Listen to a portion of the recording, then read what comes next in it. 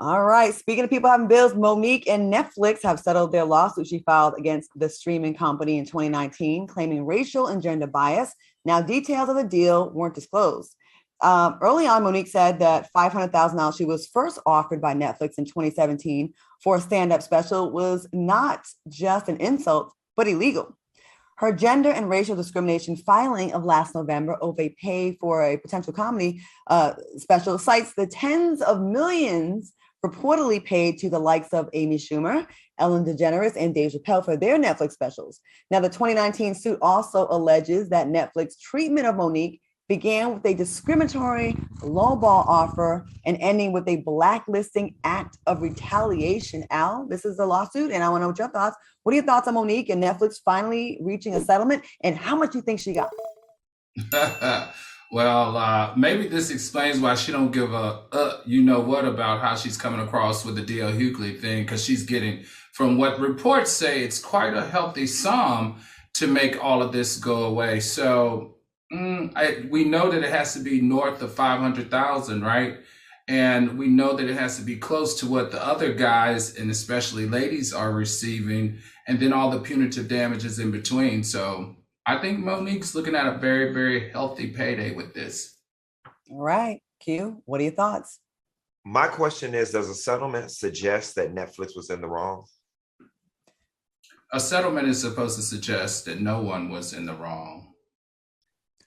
Or you are, but you're like, I'd rather. Well, they always say, they always say they settle, but no wrongdoing happened.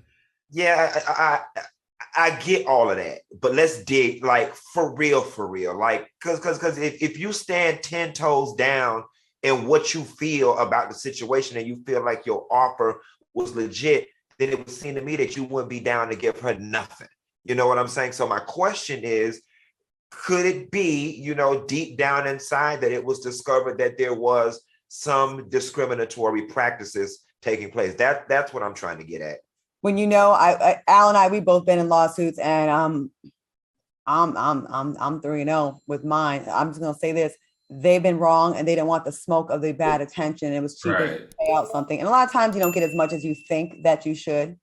That's why it's called a settlement, and you can go ahead and risk it and go to court, and maybe hopefully the jury awards you millions instead of hundreds of thousands. But I interpret it as they knew they had some kind of vulnerability out there, where it didn't look good for business.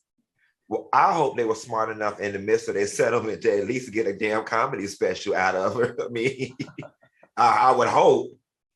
Well, the bad thing is she'll never work with them again. Yeah, that's what I was going to say. I would think with that settlement, they would go separate ways, Q. You can't be out here suing networks and streaming services and thinking that it's going to be all good afterwards. You'll never work for them again. Well, if she keep acting the way she acted, she ain't gonna never work again, no way. So I hope she put a little money up, because I'm these days I'm really not featuring Monique.